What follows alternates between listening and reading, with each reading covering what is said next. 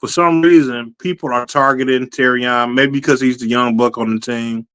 I think there are a lot of mental mistakes. Even this game, he didn't really get beat. More so, his mistakes were all the holding. It's like he had a you know how you have an addiction and you sober up and you slip off the wagon. It's like, oh, he regret he had a slip. You know what I'm saying? Like, oh, I got to hold.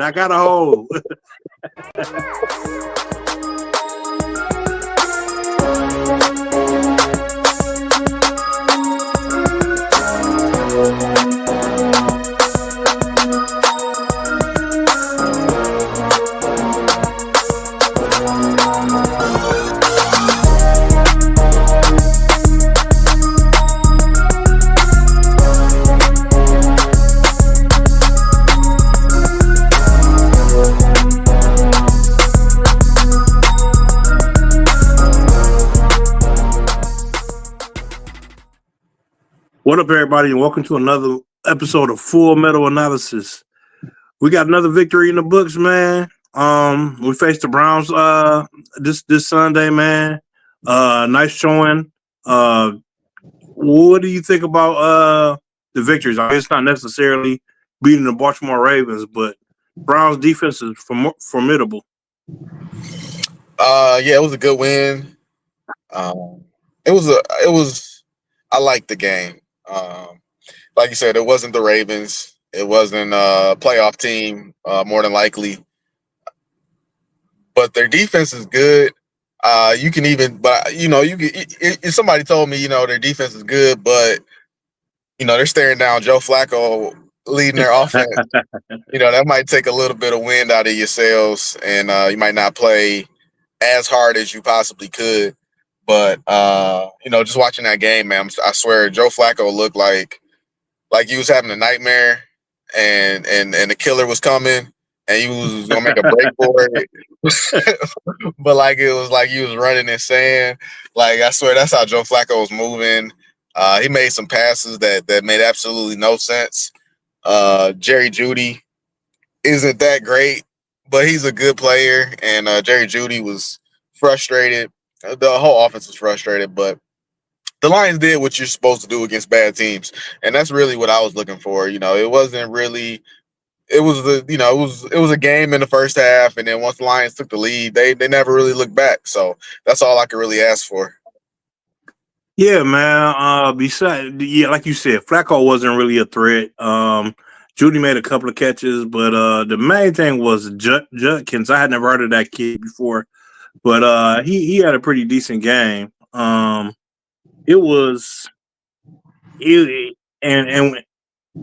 Myles Garrett. You know what I'm saying? When you think of the Cleveland Browns, you think of Myles Garrett, and Myles Garrett did what he was supposed to do. I mean, the way we handled Myles Garrett, he was in every play, and the only way I can describe of what we did was we handled him like a bullfighter. You just kind of just let him olay. You just kind of let him do his thing and just ride him out. You know what I'm saying? Just kind of okay, we going this way, okay. You know what I'm saying? Because he was a threat to every play, but the lineman did a good job of keeping them contained. But I was proud of what the line did, man. They were looking good out there. I would say my biggest thing about that game was more so the injuries, man. We had St. Brown, I think, not official, but I think St. Brown hurt his hand. I think that is why we barely saw him this game, because they were targeting him a lot in the first quarter, and then we saw him get hurt and go to the bench, and they threw to him one more time. He got his first touchdown, and then we didn't see him again to the end of the game, and even then, they didn't give it to him. They handed it off, which brings me to another point is with St. Brown being hurt, that made JMO our number one, and seeing JMO as number one made me realize that JMO's not ready to be number one. I mean, he's a fine number two, but they had to throw to him like 7 or 8 times, and either Goff was was thrown in the wrong direction. They had some type of miscommunication, or J-Mo was dropping the ball, or the ball was being deflected. No matter what happened, I think they just could not connect. I want to say J-Mo was like 3 for 8 or something like that. You know what I'm saying? And they were big plays. Some of those plays were drive ending plays. So yeah, I don't think J-Mo's ready to be a number one. Maybe Quinshon Judkins definitely impressed me in that game. I'm with you. He had a off the field issue going into training camp, and he missed the first game. I think at some point he came back, but no, I was really impressed by him. You know, the offensive line for Cleveland, they said they kept reiterating that they were missing their two starting tackles. So but the offensive line, as far as running and protecting Joe Flacco, they really did a good job in opening holes for Judkins, and he always took whatever they gave him. He never tried to do too much.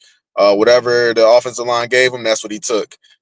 As far as Myles Garrett, I think the offensive line did do a good job with Garrett, but credit to Jared Goff. Jared Goff always was aware of where Myles Garrett was. Sometimes he moved. There was a couple times where he wasn't rolling out, but Goff was moving, and Myles Garrett was in the rearview mirror. But it just seemed like he always had an idea where he was and how to get how and when to get rid of that ball. As far as JMO, me and you have a slight disagreement on that. I don't think that it was because Saint necessarily got nicked up or dinged up. I think it was more so that coming into this game, they really wanted to take this opportunity to get JMO involved, because he hasn't really been involved like that this season. And I think, you can say what you will, but you just paid this guy. You just extended this guy, so you got to use them. That's you paid him the money, you got to use them, and this seemed like a prime opportunity to get JMO involved. But like you said, man, it just was never there. It was a lot of things. It was a bad throw from Goff.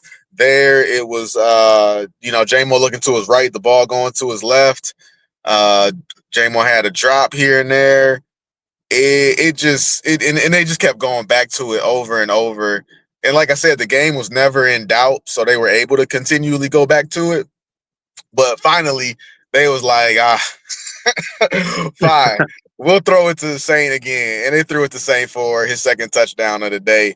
But I mean, I think Saint was always an option out there, but they just really wanted to get JMO involved because they're going to need him down the road. But we talked about it before, and I can ask you again. Do you still think JMO is going to be a 1,000-yard receiver this year?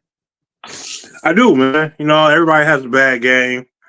JMO was every throw that they threw to him in that game, he was 7 to 8 yards past the defender. So he was open. The communication was just not. I mean, I just feel like they just need a little bit more practice. I don't know what they be doing in practice, but they just need a little bit more chemistry together, because JMO was open. JMO was there. Like the first pass, JMO was running to the right and Goff threw it to the left.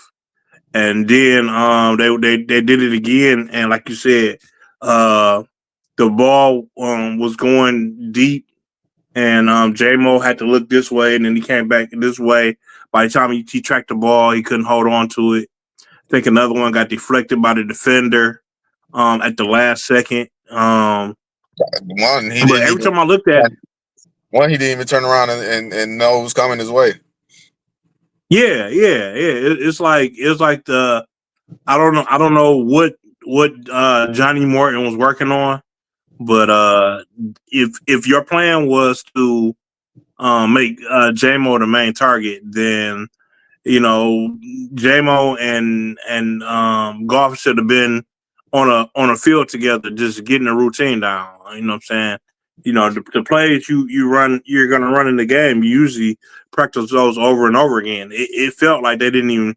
It felt like they didn't practice those plays together, and JMO was just surprised to be getting thrown the ball. Yeah, I'm with you, man. They didn't seem to be on the same page, and it started to get a little bit frustrating for me as a viewer. So I can't imagine what it was like out there on the field.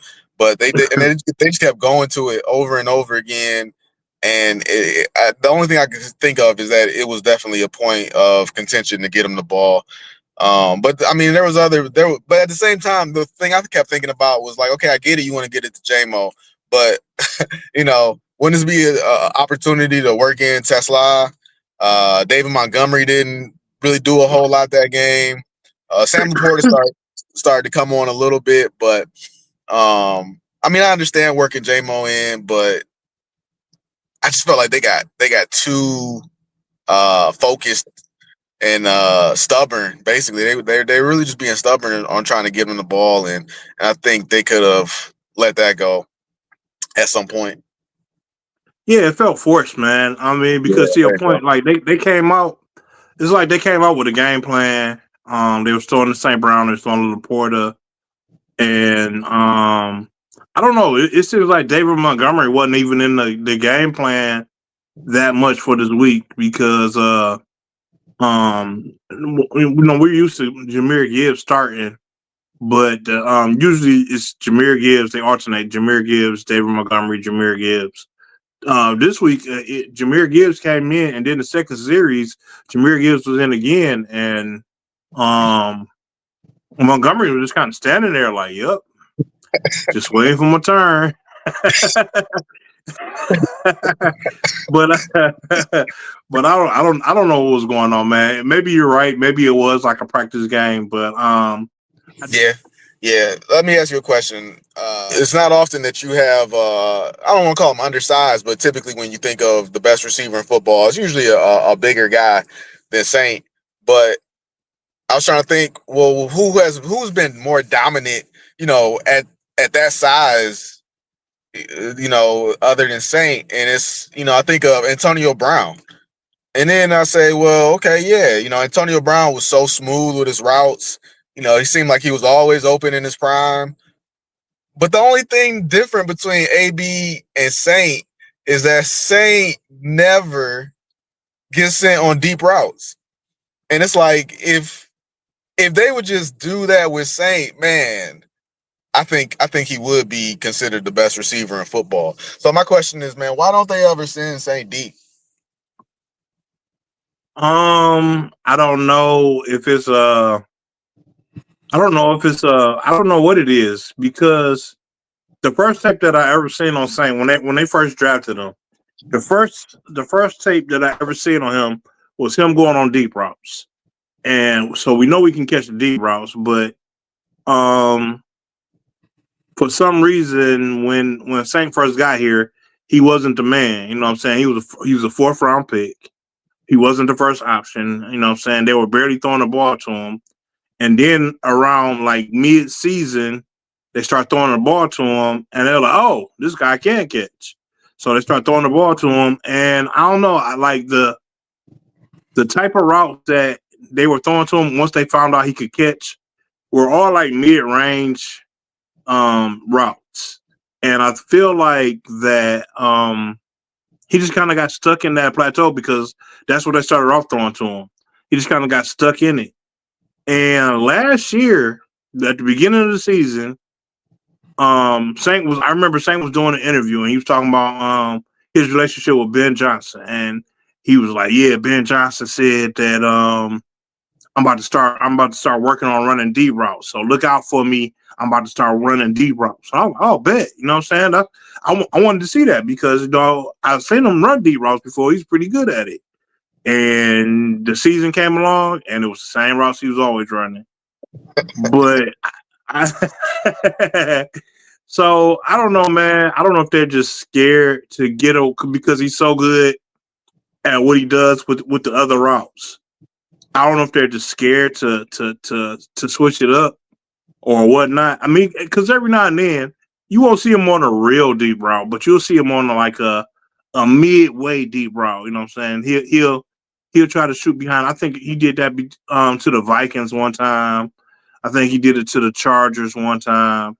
He slipped past the defense and he was wide open. They threw him. I want to say it wasn't no longer than like 30 yards, but for him it was a deep route. You know what I'm saying? So I don't know. I think they should get him more involved in the deep routes. I couldn't answer your question. I couldn't answer your question. 100% though. But that's what I think. Looking back, this is all hindsight, right? I just think that Mm-hmm. Terrion Arnold, primarily in that draft class, Terrion Arnold was the one cornerback who could do a little bit of everything. I don't think he primarily excelled at one thing, but he just was able to do a little bit of everything. And they thought that they could take that Swiss Army knife and implement it into their system.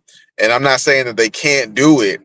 All I'm saying is that right now, he doesn't really have anything to fall back on.